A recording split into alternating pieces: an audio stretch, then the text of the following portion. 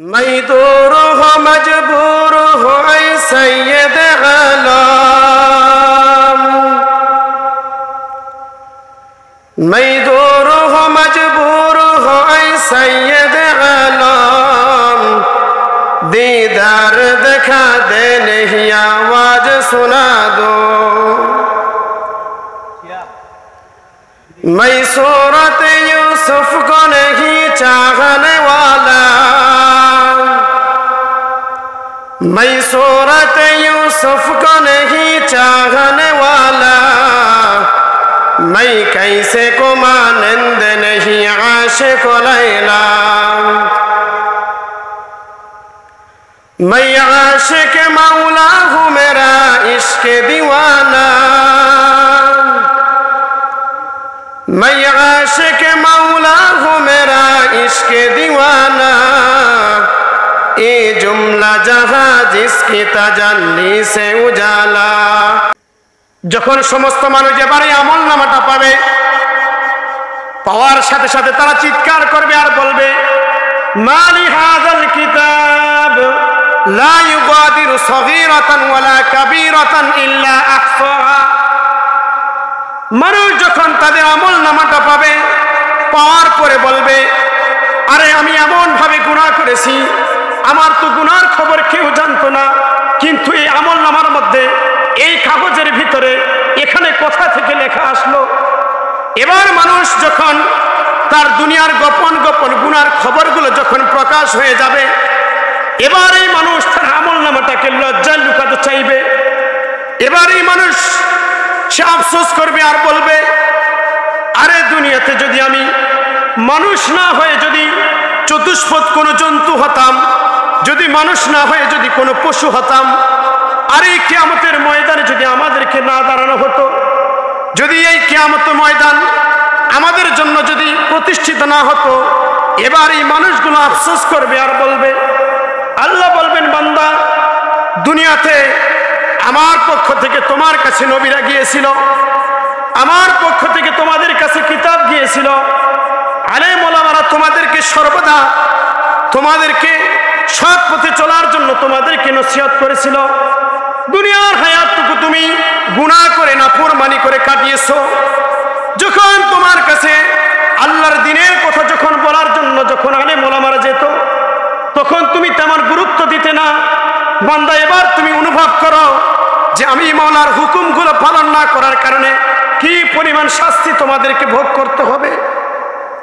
এজন্য ভাই, যখন আমাদেরকে আমাদের রব আমাদের মালিক যখন আমাদেরকে আমল নামা ধরিয়ে দিবে, আর যখন আমাদের মালিক বলবে যে বান্দা তুমি কিভাবে পেরেছিলে আমি মালিকের হুকুমগুলো ছেড়ে দিয়ে দুনিয়া রং তামাশায় দুনিয়ার এই যৌবনটাকে গুনার কাজে তুমি কিভাবে লিপ্ত করে পেরেছো, তখন আল্লাহ পাক রব্বুল আলামিন আমাদেরকে দুনিয়াতেও যখন আমরা দুনিয়ার কোনো মানুষ যখন আল্লাহ পাককে ছেড়ে দিয়ে যখন দুনিয়া এই চাকচিক্যক দুনিয়ার এই রং তামাশা দেখে যখন এগুলোর মহব্বতে যখন পড়ে যায়, যখন দুনিয়ার কোনো মানুষ যখন আল্লাহ পাককে ভুলে যান, তখন আল্লাহ বলেন যে বান্দা তুমি আমাকে ভুলতে পারো, কিন্তু আমি আল্লাহ তোমাকে কখনো ভুলি না। তুমি ফজরের অর্থ আমার হুকুম ছিল তুমি আদায় করো নাই, আমি আল্লাহ জোহর পর্যন্ত তোমার জন্য অপেক্ষা করেছি যে দেখি আমার বান্দা কখন আমাকে ডাক দেয়। যখন জোহর পর্যন্ত অপেক্ষা করতেছিলাম, তখন তুমি জোহরের নামাজে এরকম পড়লে না, তখন আমি আল্লাহ আশায় ছিলাম যে তুমি বুঝি এবার আসরের সালাতটা পড়বে। যখন আসরে চলে গেল বান্দা, এখনো তুমি দুনিয়াকে সাজানোর জন্য ব্যস্ত হয়েছো। এবার আমি মাগরিব পর্যন্ত অপেক্ষা করলাম, দেখি না আমার বান্দা আমার দিকে ফিরে আসে কিনা। আল্লাহর কোরআন বলে যে আল্লাহ পাক রব্বুল আলামিন পিছন থেকে ডাকেন আর বলেন যে ইয়া আইয়ুহাল ইনসান মা গররাকা বিরব্বিকাল কারীম আকাদা রাব্বুকা আল্লা তা'বুদু ইল্লা ইয়্যাহু ওয়া বিল ওয়ালিদাইনি ইহসানা। আল্লাহ পাক রব্বুল আলামিন বলেন হে পৃথিবীর মানুষ, তোমরা সর্বপ্রথম আমি আল্লাহ পাকের গোলামি করবে, আমি আল্লাহ পাকের ইবাদত করবে। আল্লাহ পাক রব্বুল আলামিন আমাদেরকে যেহেতু বান্দা হিসেবে আল্লাহ তাআলা বানিয়েছেন, এই জন্য আল্লাহর এই জমিনে আল্লাহর গোলামি করার জন্যই আল্লাহ পাক রব্বুল আলামিন আমাদেরকে পাঠিয়েছেন। আল্লাহ বলেন, ও কদা রব্বুকা আল্লা তা'বুদু ইল্লা ইয়াহু। আল্লাহ বলেন, হে পৃথিবীর মানুষ, তোমরা যে পৃথিবীর বুকে আছো, এই পৃথিবীর বুকে একমাত্র আমি আল্লাহ পাকের ইবাদত করবে। আল্লাহ পাক রব্বুল আলামিন আল্লাহর ইবাদত করার কথা সর্বপ্রথম বললেন। এরপরেই আল্লাহ পাক রব্বুল আলামিন যেহেতু আমাদেরকে বানিয়েছেন, আল্লাহ তাআলা মাধ্যম করেছেন পিতা আর মাতা, এজন্য আল্লাহ পাক রব্বুল আলামিন তার ইবাদতের পরে আল্লাহ বলেন, ওয়াবিল ওয়ালিদাইনি ইহসানা। হে বান্দা, যেহেতু আমি আল্লাহ তোমাদেরকে বানিয়েছি, এজন্য দুনিয়াতে আমি আল্লাহর গোলামি চলবে। আমি আল্লাহর গোলামি করার পরে যেহেতু তোমাদেরকে পিতা এবং মাতা এই দুইটা মাধ্যমে বানিয়েছি, এজন্য আল্লাহ তাআলা আমাদেরকে নসিহত করেন যে ওয়াবিল ওয়ালিদাইনি ইহসানা। আল্লাহ বলেন, হে পৃথিবীর মানুষ, আমি আমার ইবাদত করার পরে তোমরা পিতামাতার আনুগত্য করবে। আল্লাহ পাক রব্বুল আলামিন আমাদেরকে এই পৃথিবীর বুকে পাঠিয়েছেন। আল্লাহ তাআলা এই জন্যই পাঠিয়েছেন যাতে করে আমরা আল্লাহ পাকের ইবাদত করে, আল্লাহ পাককে খুশি করে, আল্লাহ তাআলা আমাদের জন্য স্থায়ী এক জান্নাত বানিয়েছেন, ওই জান্নাতের মধ্যে আমরা যেতে পারি। এজন্য আল্লাহ পাক রব্বুল আলামিন আমাদেরকে মায়ের এবং বাবার মাধ্যমে আল্লাহ তাআলা এই দুনিয়ার বুকে এরকম পাঠালেন। আল্লাহ পাক রব্বুল আলামিন বলেন, বান্দা আমার জমিনে আমার গোলামি করবে, পাশাপাশি পিতামাতার সাথে তোমরা সৎ ব্যবহার করবে।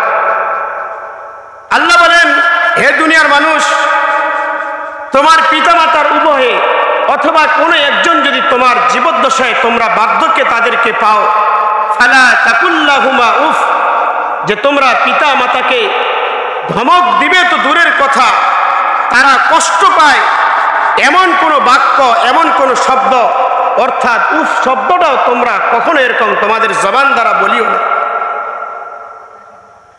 আমাদের মা, আমাদের বাবা, আমাদের মা কত কষ্ট করে আমাদেরকে এই দুনিয়ার বুকে আমাদেরকে জন্ম দিয়েছেন। আল্লাহ রাব্বুল আলামিন বলেন যে হে দুনিয়ার মানুষ, তোমার মা তোমাকে জন্ম দিতে অনেক কষ্ট করেছে। তুমি যখন মায়ের পেটে ছিলে, প্রায় 10 মাস তুমি মায়ের পেটে যখন ছিলে, তখন তোমার মা, তুমি যখন পেটে ছিলে, তখন তুমি পেটে থাকা অবস্থায় যখন তুমি তোমার মায়ের পেটের মধ্যে নড়াচড়া করতে, তোমার মা যদি খাইতে বসছে, সামনে খাবার নিয়ে আসে, হঠাৎ করে তুমি পেটের মধ্যে যখন একটু নড়াচড়া করেছো, সাথে সাথে তোমার মার কষ্ট অনুভব হয়েছে, তোমার মা ব্যথায় কাতর হয়ে গেছে। সুতরাং হে পৃথিবীর মানুষ, তোমরা তোমাদের মা আর তোমাদের বাবাকে তোমরা কখনো কষ্ট দিও না। আমরা ভাই দুনিয়ার মানুষ জেনে না জেনে, ইচ্ছায় অনিচ্ছায় পৃথিবীর বুকে আমাদের যে মা আছে, এই মাকে আমরা বিভিন্নভাবে কষ্ট দিয়ে ফেলি। অথচ আমাদের মা কত কষ্ট করে আমাদেরকে এই দুনিয়ার আলো দেখালেন। ইমাম গাজ্জালী রহমাতুল্লাহি আলাইহি বলেন যে একজন মা তার সন্তানকে জন্ম দিতে এত পরিমাণ কষ্ট সহ্য করেছে।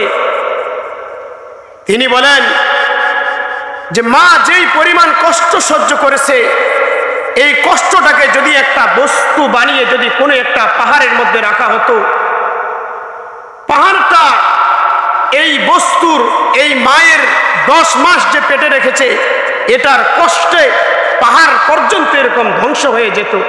এত পরিমাণ মা এরকম কষ্ট করে আমাদেরকে জন্ম দিয়েছে, কিন্তু আমরা সন্তানেরা করতেছি কি? আজকে আমরা আমাদের ওই মায়ের কলিজার ভিতরে আমরা কষ্ট দিতেছি, আমরা বুঝে না বুঝে আমাদের মাকে আমরা কথার মাধ্যমে আমরা বিভিন্নভাবে এরকম আঘাত করতেছি। অথচ আমাদের নবীজি বলেন যে উম্মত হুমা জান্নাতুকা ওয়া নারুকা, যে পিতা আর মাতা তোমার জান্নাত আর তোমার জাহান্নাম। তুমি যদি ইচ্ছে করো তোমার মা আর তোমার বাবার সাথে তুমি সৎ ব্যবহার করে তুমি তোমার জান্নাতকে এরকম নিশ্চিত করতে পারো। আর তুমি যদি তোমার মা আর তোমার বাবাকে যদি তুমি কোনো কষ্ট দিয়ে ফেলো, তাহলে তুমি তোমার জান্নাতকে এরকম ধ্বংস করে দিও। এজন্য ভাই, পৃথিবীর বুকে সর্বপ্রথম আল্লাহর ইবাদত আমাদেরকে করতে হবে। জমিনে আল্লাহর দিন, আল্লাহর হুকুম এরকম পালন করতে হবে। পাশাপাশি মা আর বাবার অন্তরে বিন্দুমাত্র কোনো এরকম কষ্ট এরকম দেওয়া যাবে না। যদি আমরা আমাদের মায়ের মধ্যে মনের মধ্যে বিন্দুমাত্র কষ্ট দিয়ে থাকি, তাহলে কি পরিমাণ শাস্তি আমাদের হবে এটা আমরা কল্পনা করতে পারি না। যে আমাদের নবীজি সাল্লাল্লাহু আলাইহি সাল্লাম বলেন,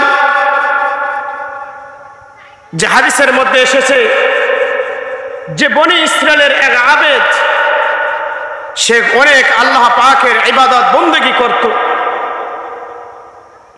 এই আবেদ এত পরিমাণ আল্লাহ পাকের ইবাদত করেছে, এত পরিমাণ আল্লাহকে ডেকেছে।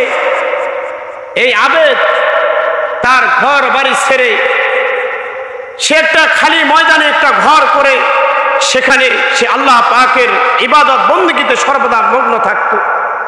সারাদিন রোজা রাখতো, সারা রাত আল্লাহ পাকের ইবাদত বন্দেগী করে তার সময়টা এরকম কাটিয়ে দিতেন। একদিনের ঘটনা, এই আবেদ একদিন নামাজের মধ্যে দাঁড়িয়েছিলেন। হঠাৎ করে তার মা ওই আবেদের দরজার মধ্যে গিয়ে তাকে ডাকলেন। এই আবেদ মনে করল যে একদিকে আমার নামাজ, একদিকে আমার মায়ের ডাক, আমি কোনটাকে বেশি প্রাধান্য দিব? আমি কি এখন নামাজ ছেড়ে আমার মায়ের ডাক সাড়া দিব, নাকি নামাজটা শেষ করে আমার মায়ের ডাকে সাড়া দিব? এটা এই আবেদ ভাবতে শুরু করলেন। হঠাৎ করে তার মা যেহেতু তাকে ডেকে পালেন না, এজন্য তার মা সেখান থেকে চলে গেলেন। পরদিন আবার তার মা আবার এসে তার ওই দরজার মধ্যে আবার তাকে ডাকতেছে। এবার এই আবেদ আবার বলতেছে যে আমার মা এই দরজার মধ্যে আমাকে ডাকতেছে আর আমি ইবাদতের মধ্যে আছি, এখন কি আমি আমার নামাজ চালিয়ে থাকব নাকি আমার মায়ের ডাকে সাড়া দিব? এভাবে করতে করতে এই আবেদ আর মায়ের ডাকে সাড়া দিলেন না, সে নামাজ পড়তে থাকলেন। মা আবার সন্তানের ডাকের সাড়া না পেয়ে মা এবার আবার চলে গেলেন। তৃতীয় দিন আবার মা আবার এই দরজার মধ্যে এসে আবার তার সন্তানকে ডাকতে শুরু করলেন যে সন্তান, আমি তোমার মা, তোমাকে দেখার জন্য এসেছি। সন্তান, তুমি দরজাটা খুলে দাও, আমি মা তোমার চেহারাটা দেখব। এই আবেদ আবার মনে মনে ভাবল যে আমি তো ইবাদতের মধ্যে আছি আর আমার মাও আমাকে ডাকতেছে, তাহলে আমি কি এখন আমার নামাজ এটা কি ছেড়ে দিয়ে আমার মায়ের ডাকে সাড়া দিব, নাকি আমি নামাজ আবার পড়তে থাকব? এই কল্পনা করতেছে নামাজের মধ্যে। যখন তৃতীয় দিনও তার মা তার ডাকে যেহেতু সাড়া পেল না, এবার তার মা রাগ করে সেখান থেকে চলে গেল। চলে গিয়ে মা এবার একটা শব্দ বলল। শব্দটা হলো, আরে আমার সন্তান, তোমাকে আমি একদিন, 2 দিন, 3 দিন তোমাকে দেখার জন্য আমি তোমার এই ঘরের মধ্যে তোমাকে ডাকলাম, কিন্তু তুমি আমার ডাকে সাড়া দিলে না। তাহলে যাও, আমি মায়ের চেহারাটা তোমার দেখতে হবে না, তুমি গিয়ে কোনো বেশ্যার চেহারাটা তুমি দেখো। মা শুধু রাগান্বিত স্বরে এই একটা শব্দ বলেছে। আর আল্লাহ পাকের দরবারে মা এবং বাবা যখন যেই দোয়া করে, আল্লাহ বলেন যে বাইনাল আবদি ওয়া রাব্বিহি, যে আমি আর আমার বান্দার মধ্যে, যখন আমার বান্দা যখন দুনিয়ার কোনো পিতা, দুনিয়ার কোনো মা যখন তার সন্তানের চাই, সেটা নেক দোয়া অথবা বদ দোয়া, যেই দোয়া করুক না কেন, আল্লাহ রব্বুল আলামিন মায়ের এবং বাবার সমস্ত দোয়াকে এরকম কবুল করে ফেলে। এই মা যখন এই শব্দ বলেছে যে আমি মায়ের চেহারা দেখার দরকার নাই, তুমি গিয়ে কোনো বেশ্যার চেহারা দেখো, এটা যখন মা বলেছে, সাথে সাথে আল্লাহ পাক কবুল করে ফেলেছে। এত বড় আবেদ, যে আবেদ ইবাদত করার জন্য নিজের ঘর বাড়ি সব কিছু ছেড়ে, সব কিছুকে ছেড়ে এক জায়গায় যেখানে নিরিবিলি কোনো মানুষের কোনো আনাগোনা নেই, এমন একটা জায়গায় গিয়ে আল্লাহ পাকের ইবাদত, রাত্রে ইবাদত, দিনে রোজা, এভাবে আল্লাহ পাকের ইবাদত করতেছিলেন। কিন্তু ওই মায়ের মনে শুধুমাত্র একটা কষ্ট পেয়েছে, সন্তান তোমাকে আমি 3 দিন তোমাকে দেখার জন্য আসলাম, তুমি আমার ডাকে সাড়া দিলে না, যাও গিয়ে তুমি কোনো বেশ্যার চেহারা দেখো। কিতাবের মধ্যে লিখে রাসূল সাল্লাল্লাহু আলাইহি সাল্লাম হাদিসের মধ্যে বলেন যে কিছুদিন পরে ওই এলাকার মধ্যে, কিছুদিন পরে ওই এলাকার মধ্যে এক যুবতী নারীর গর্ভে একটা সন্তান এরকম জন্ম দেয়। আর এই মেয়েটার তখন এরকম বিয়ে হয়েছে না, বিয়ে ছাড়া সন্তান জন্ম দিয়েছে। এলাকার ভিতরে এবার সমালোচনা শুরু হয়েছে যে এই মেয়ে তো বিয়ে ছাড়া বাচ্চা জন্ম দিল, এই বাচ্চা কোথা থেকে আসলো, এই বাচ্চার বাবাকে। যখন সমস্ত এলাকাবাসী ওই মহিলাকে গিয়ে ধরল, এবার মহিলা কার নাম বলবে,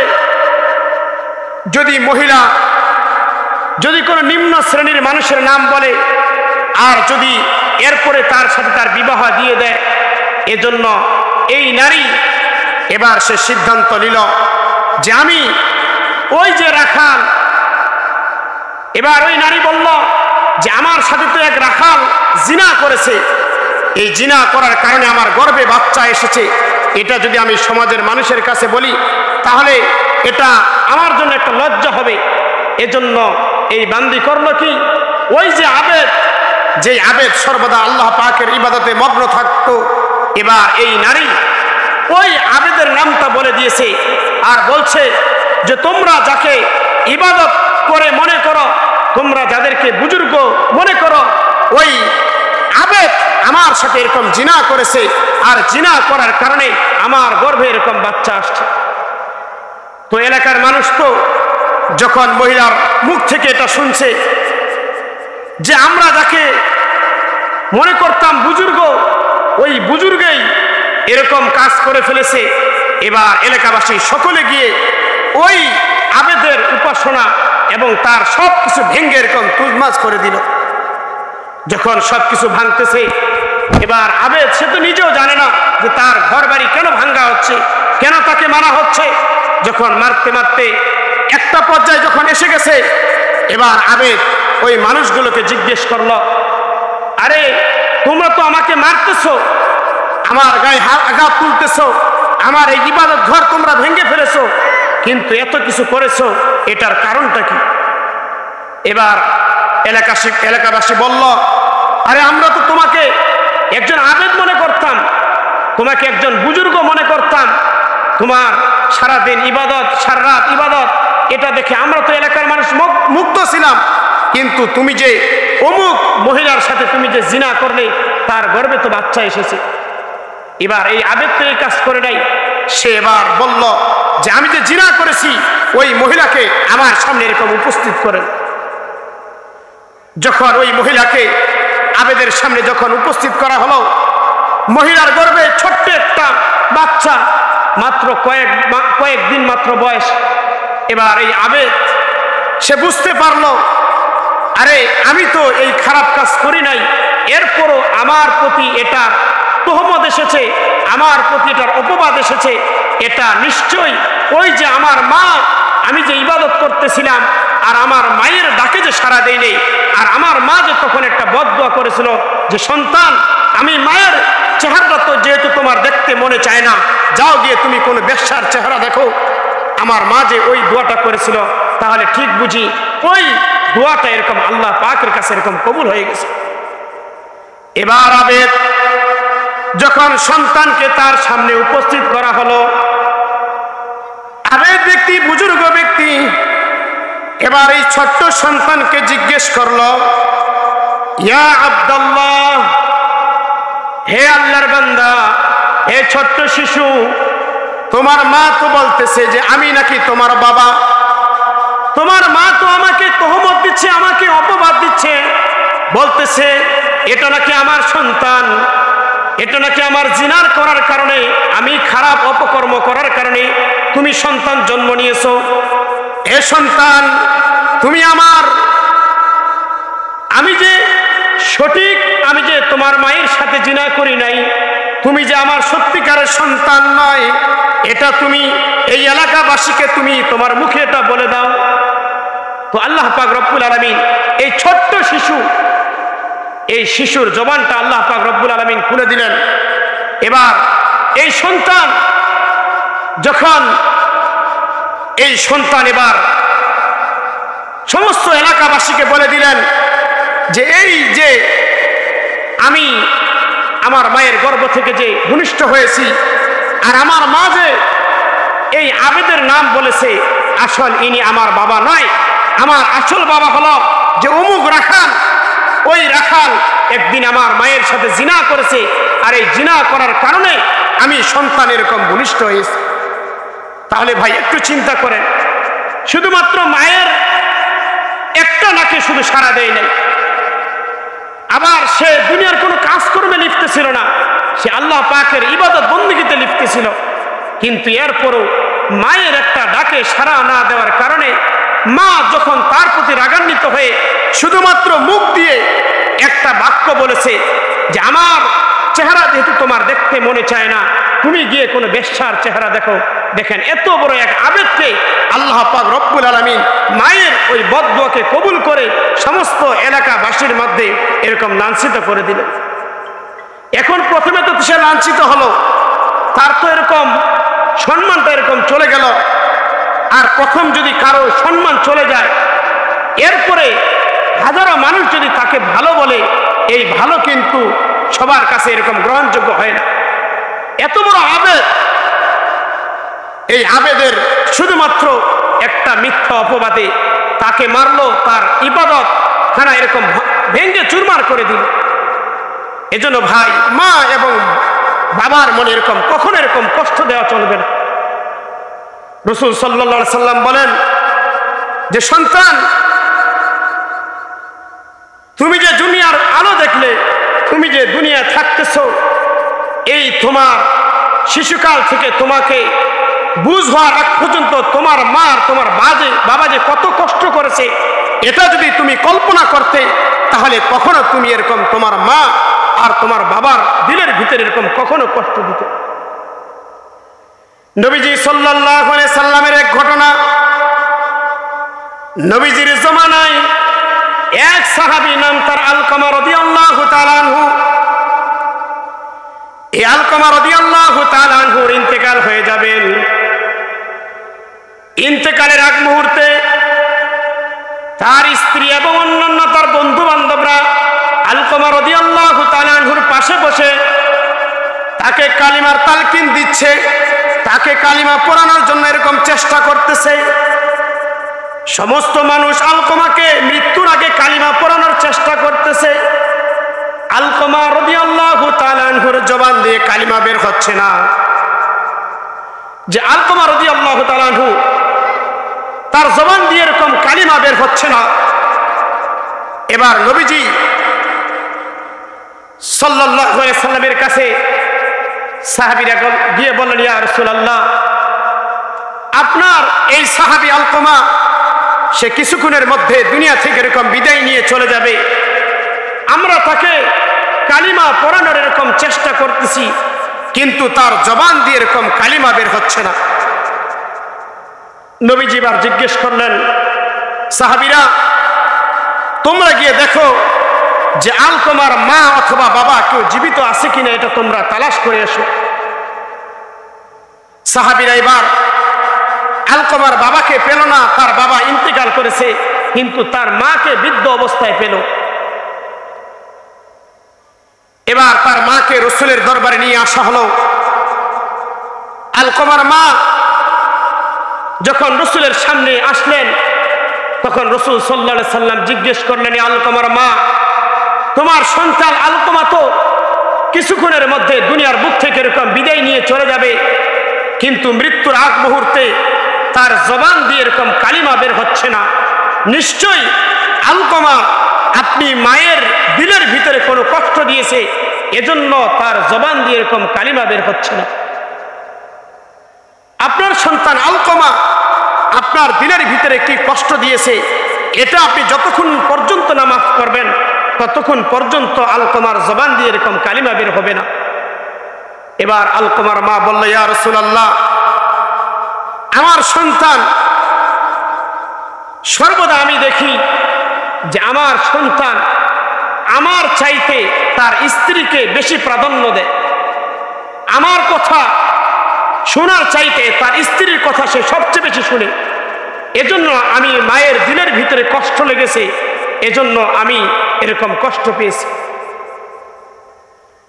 রাসূল সাল্লাল্লাহু আলাইহি সাল্লাম এরা বললেন যে আপনি আলকমাকে মাফ করে দেন। যদি আপনি আলকমাকে মাফ না করেন তাহলে সাহাবীদেরকে এবার নবীজি আদেশ করলেন, হে সাহাবীরা, তোমরা যাও কাঠ আর লাকড়ি সংগ্রহ করো, আমরা সকলে মিলে এই আলকমাকে জীবিত অবস্থায় এরকম তাকে জ্বালিয়ে দিব। মায়ের মন তো সবসময় নরম, যখন এই কথা শুনছে যে তার সন্তানকে এরকম জ্বালিয়ে দিবে, তখন রাসূল সাল্লাল্লাহু আলাইহি সাল্লামের কাছে বলেন, ইয়া রাসূলুল্লাহ, আমার সন্তান আলকমাকে জ্বালানোর দরকার নেই, আমার সন্তানকে এরকম আমি মাফ করে দিলাম।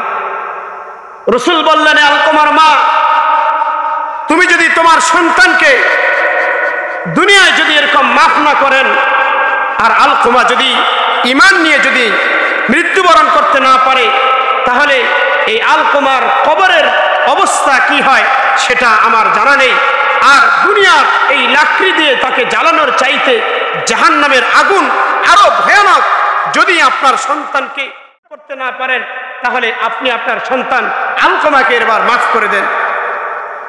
রাসূল সাল্লাল্লাহু আলাইহি সাল্লাম যখন আলকমার মায়ের সাথে এভাবে কথা বলতেছিলেন, হঠাৎ করে যখন আলকমার মায়ের মুখ থেকে জবান থেকে যখন বের হয়ে গেল যে আমি আমার সন্তানকে এরকম মাফ করে দিলাম, এবার সাহাবীরা দৌড়াইয়া আলকমার কাছে গিয়ে দেখতেছেন যেই আলকমাকে আমরা বারবার কালিমা পড়ানোর জন্য চেষ্টা করলাম, যে আলকমাকে আমরা বারবার কালিমা মুখ দিয়ে বের করার চেষ্টা করলাম, বের হচ্ছিল না, যেই না আলকমার মা আলকমাকে মাফ করে দিয়েছে, সাহাবীরা গিয়ে দেখেন যে আলকমা নিজে নিজেই কালিমা এরকম পরে দুনিয়া থেকে এরকম বিদায় নিয়ে চলে গেলেন।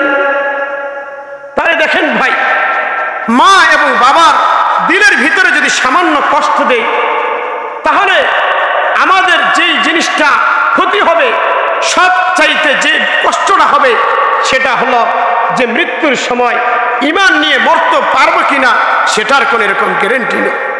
এজন্য মা আর বাবার দিলের ভিতরে কখনো কষ্ট দেওয়া যাবে না। আমাদের মা কত কষ্ট করে আমাদেরকে পেটে ধারণ করেছেন, এই কষ্ট কি পরিমাণ করেছেন।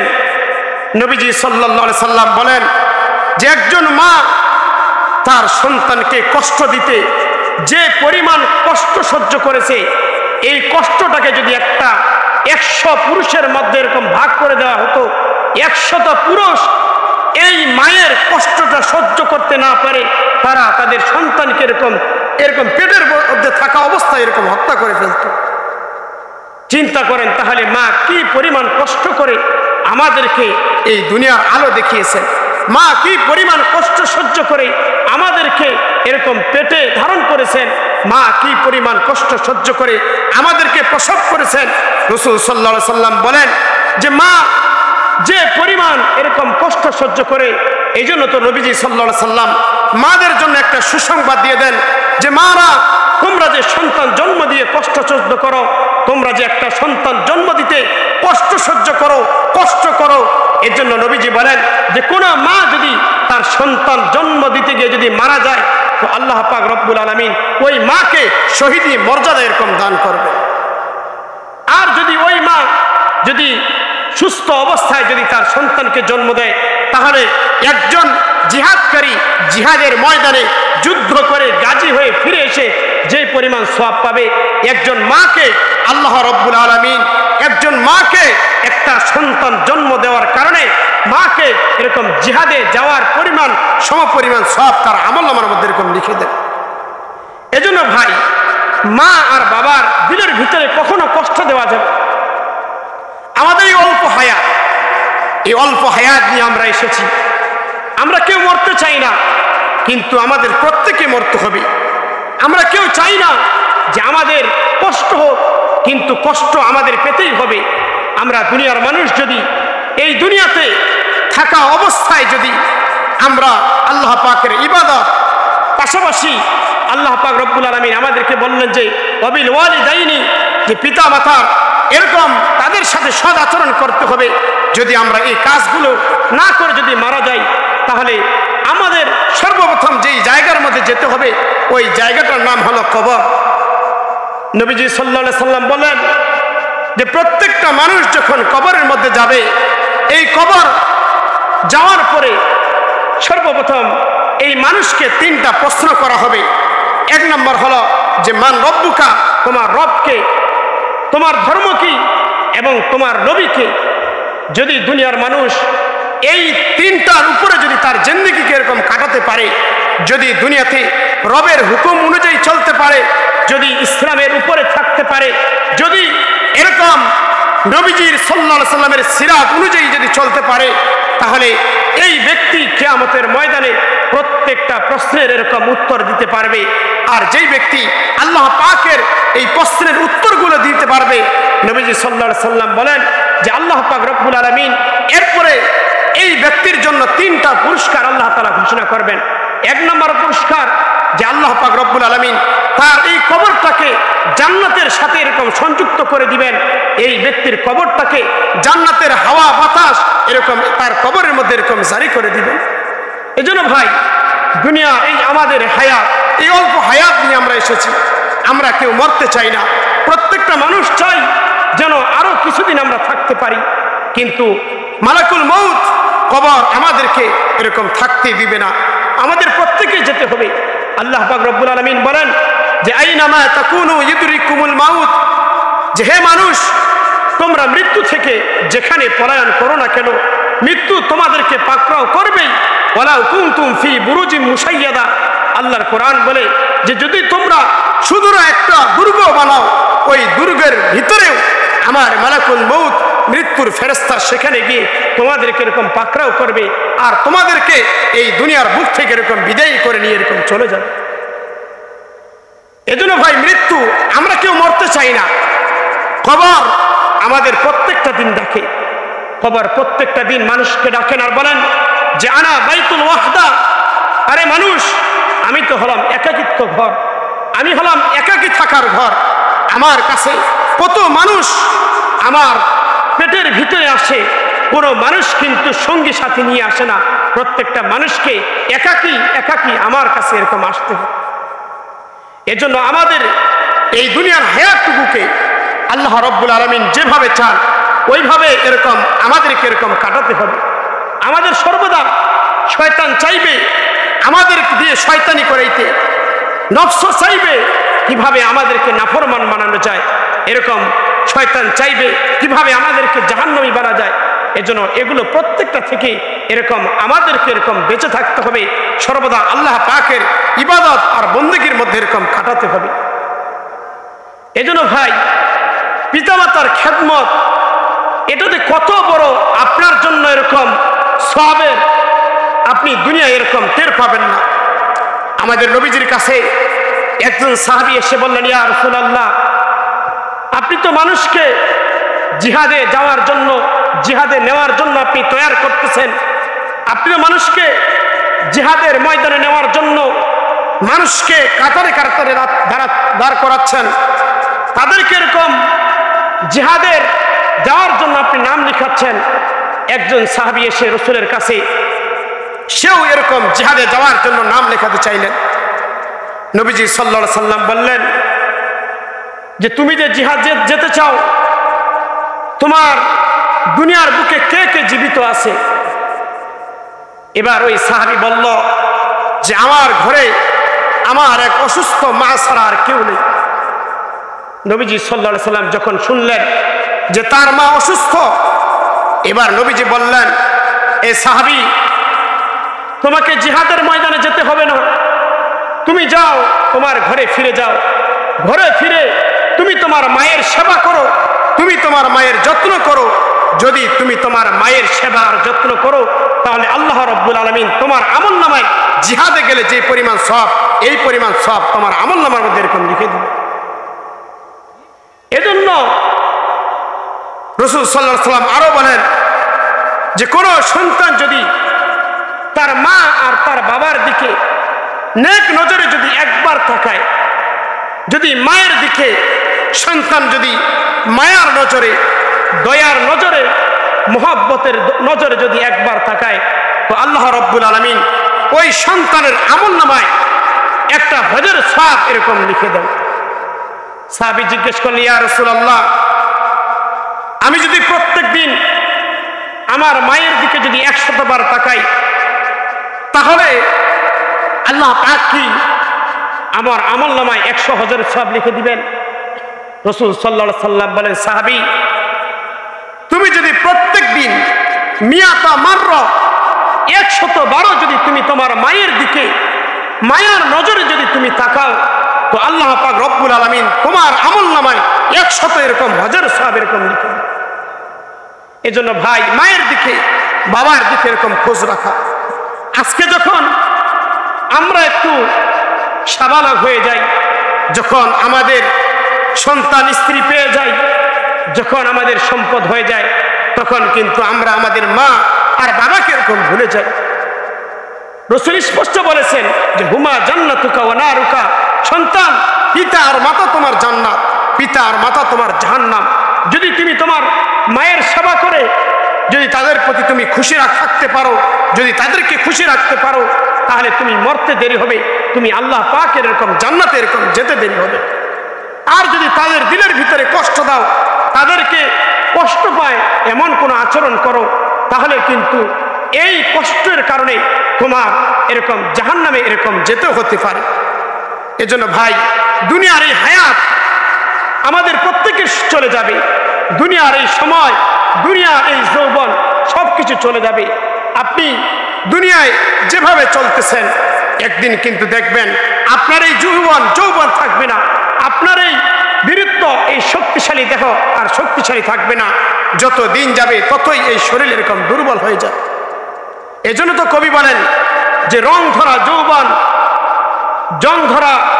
রং ধরা যৌবন এরকম জং ধরে শেষ হয়ে যায়। ছোট ছিলাম এক সময় শিশু, হতে হতে হলাম যুবক। এখন একটা সময় ছিল যে মুখের ভিতরে কোনো দাড়ি ছিল না, এখন দাড়ি উঠল। কত সুন্দর কালো দাড়ি, একটা সময় আসবে এই কালো দাড়িগুলো এরকম সাদা হয়ে যাবে, এবং কি এমন একটা সময় আসবে আমার এই শক্তিশালী দেহ একদিন এরকম দুর্বল হয়ে যাবে। এজন্য প্রত্যেকটা সময়, প্রত্যেকটা মুহূর্ত আমাদের কল্পনার চিন্তা করা দরকার যে আমি কোথায় ছিলাম, আমি এখন কোথায় আছি। এজন্য তো আল্লাহ পাক রব্বুল আলামিন বলেন যে কাইফা তাকফুরুনা বিল্লাহ, এ পৃথিবীর মানুষ তোমরা কিভাবে আল্লাহ পাককে অস্বীকার করো। ওয়া কুনতুম আমওয়াতান, তোমরা পৃথিবীর মানুষ সমস্ত ছিলে মৃত। ফাআহইয়াকুম, অতঃপর আমি তোমাদেরকে জীবিত করলাম। সুম্মা ইউমীতুকুম, এরপরে তোমাদেরকে আবার পুনরায় আমি মৃত্যু দিব। সুম্মা ইলাইহি তুরজাউন, এরপরে তোমাদেরকে আমি পুনরায় এরকম জীবিত করব। এজন্য ভাই আমার, এই হায়াত চলে যাবে, কেউ রাখতে পারবে না। দুনিয়ায় যত মানুষ আমাকে রাখার চেষ্টা করুক না কেন, যখন আমার নির্ধারিত সময়টা চলে আসবে, আল্লাহর কোরআন বলে যে ইদা জা আজালুহুম লা ইস্তাখিরুনা সাআতাও ওয়া লা ইস্তাকদিমু, যে যখন নির্ধারিত সময় চলে আসবে বাস আমাদেরকে এই দুনিয়ার বুক থেকে এরকম বিদায় নিয়ে চলে যেতে হবে। যখন আমরা প্রত্যেকটা মানুষ যখন পরকালে যাব, পরকালে যাওয়ার পরে যখন আমরা আমাদের আমলনামা দেখতে পাবো, যখন দুনিয়ার যেখানে যা করেছি যখন আমলনামার ভিতরে সব লেখা দেখতে পাবো, তখন প্রত্যেকটা মানুষ যখন আল্লাহ পাক রব্বুল আলামিন কিয়ামতের ময়দানে যখন প্রত্যেকটা মানুষের হাতে হাতে তাদের আমলনামাটা ধরিয়ে দিবেন, তখন আল্লাহ পাক বলবেন যে বান্দা দেখো, দুনিয়ার জীবনে তুমি যা করেছো, দুনিয়ার হায়াতটুকু তুমি যেভাবে কাটিয়েছো, তোমার এই দুনিয়ার সময়টাকে একটা আমলনামা বানিয়ে তোমার হাতে দিয়ে দেওয়া হলো। এবার তুমি তোমার আমলনামাটা পড়ো, পরে তুমি তোমার নিজের ফয়সালা করো যে তুমি দুনিয়াতে যা কিছু করে এসেছো এটার বিনিময়ে তুমি কি জান্নাতে যাওয়ার উপযুক্ত নাকি তুমি জাহান্নামে যাওয়ার উপযুক্ত।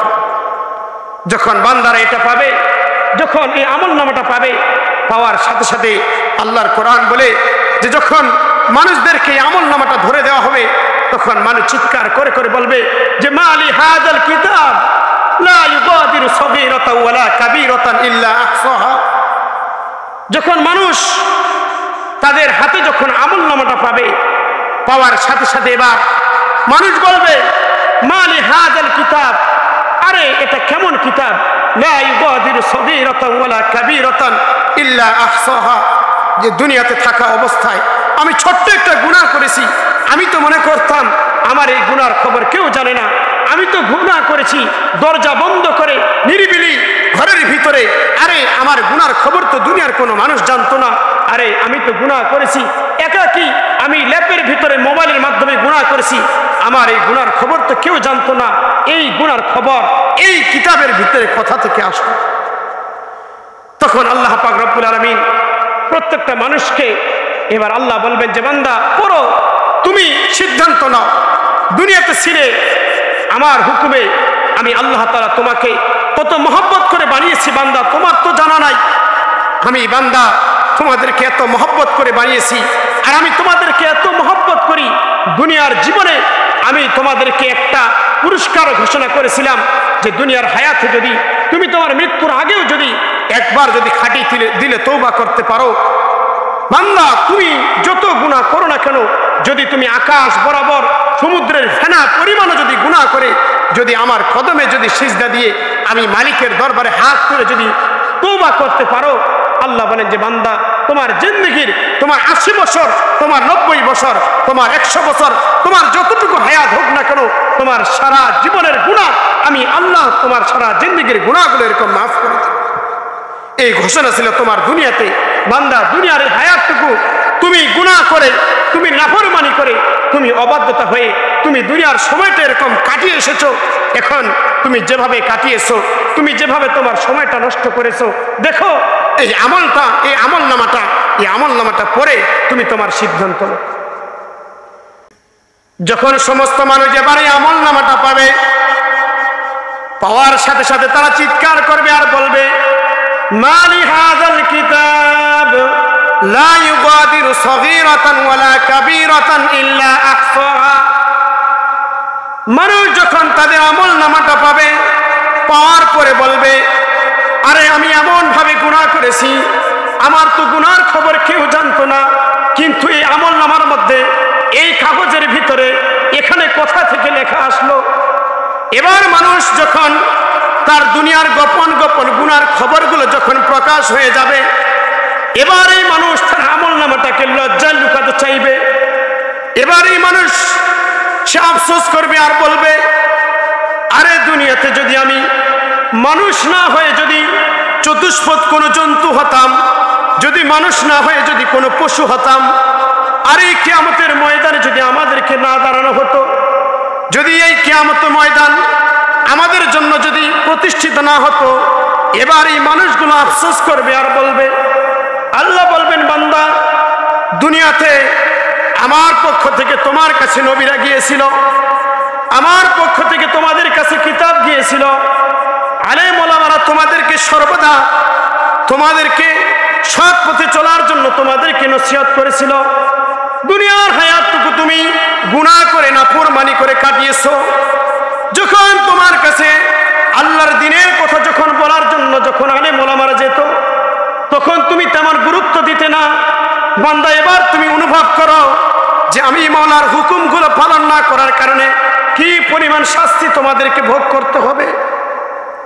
এজন্য ভাই, যখন আমাদেরকে আমাদের রব, আমাদের মালিক যখন আমাদেরকে আমলনামা ধরিয়ে দিবে, আর যখন আমাদের মালিক বলবে যে বান্দা তুমি কিভাবে পেরেছিলে আমি মালিকের হুকুমগুলো ছেড়ে দিয়ে দুনিয়ার রং তামাশায়, দুনিয়ার এই যৌবনটাকে গুনার কাজে তুমি কিভাবে লিপ্ত করে পেরেছো, তখন আল্লাহ পাক রব্বুল আলামিন আমাদেরকে দুনিয়াতেও, যখন আমরা দুনিয়ার কোনো মানুষ যখন আল্লাহ পাককে ছেড়ে দিয়ে যখন দুনিয়া এই চাকচিক্য, দুনিয়ার এই রং তামাশা দেখে যখন এগুলোর মহব্বতে যখন পড়ে যায়, যখন দুনিয়ার কোনো মানুষ যখন আল্লাহ পাককে ভুলে যান, তখন আল্লাহ বলেন যে বান্দা তুমি আমাকে ভুলতে পারো, কিন্তু আমি আল্লাহ তোমাকে কখনো ভুলি না।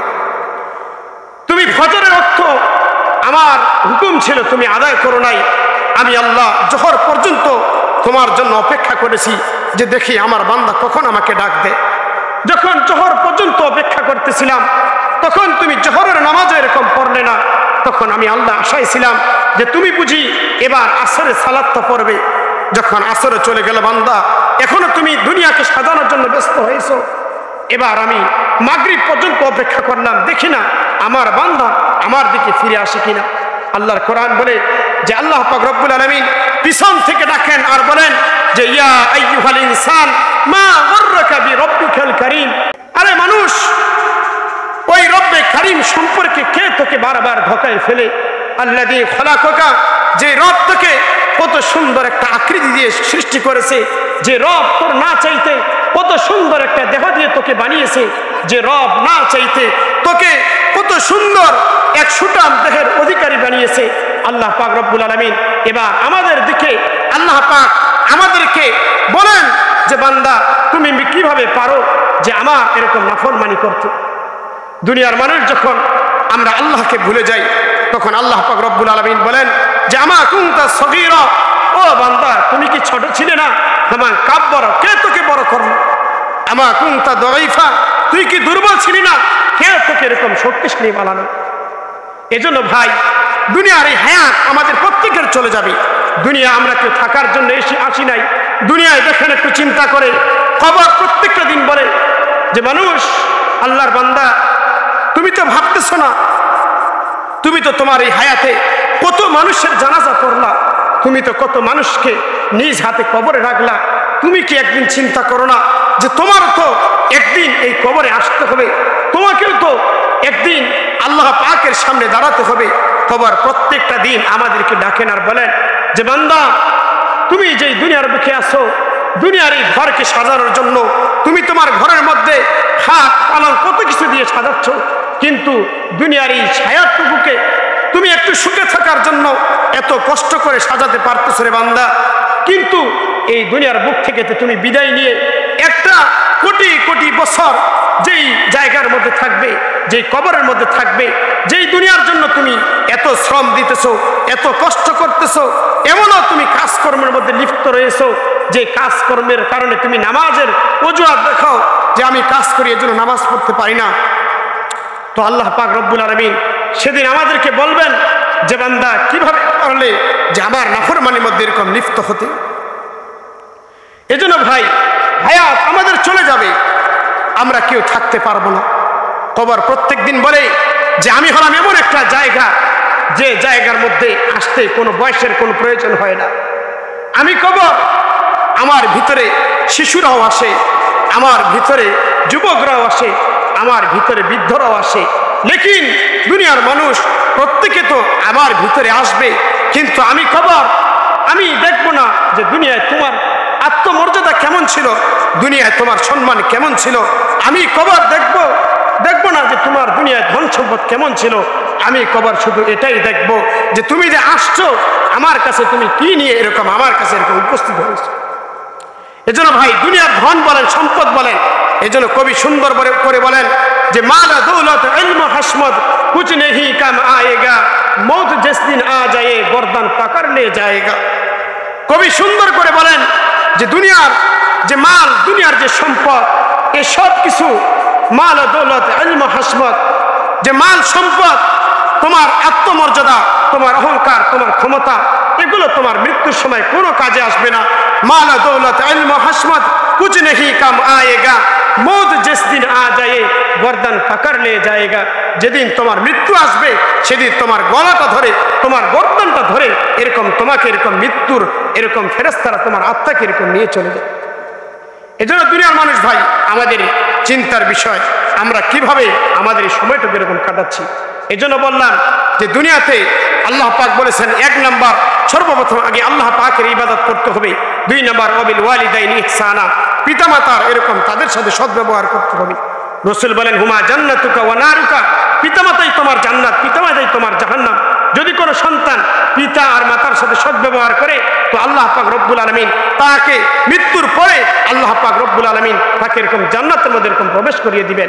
আর কোন সন্তান যদি মা এবং পিতার দিলের ভিতরে সামান্য পরিমাণ সরিষা পরিমাণও যদি বিন্দু মাত্র কষ্ট দেয়, তাহলে এটার যে শাস্তি, এক নাম্বার শাস্তি এমনও হতে পারে যে মৃত্যুর সময় তার জবান দিয়ে এরকম কালিমা এরকম বের হবে না। এই জন্য আল্লাহ পাক রব্বুল আলামিন আমাদের সবাইকে আমাদের পিতা এবং আমাদের মাতা এবং যতদিন বাঁচব আল্লাহ পাকের ইবাদত করে দুনিয়ার এই হায়াত শেষ করার তৌফিক দান করুক। সকলে বলুন আমিন। ওয়া আখিরু দাওয়ানা আলহামদুলিল্লাহি রাব্বিল আলামিন।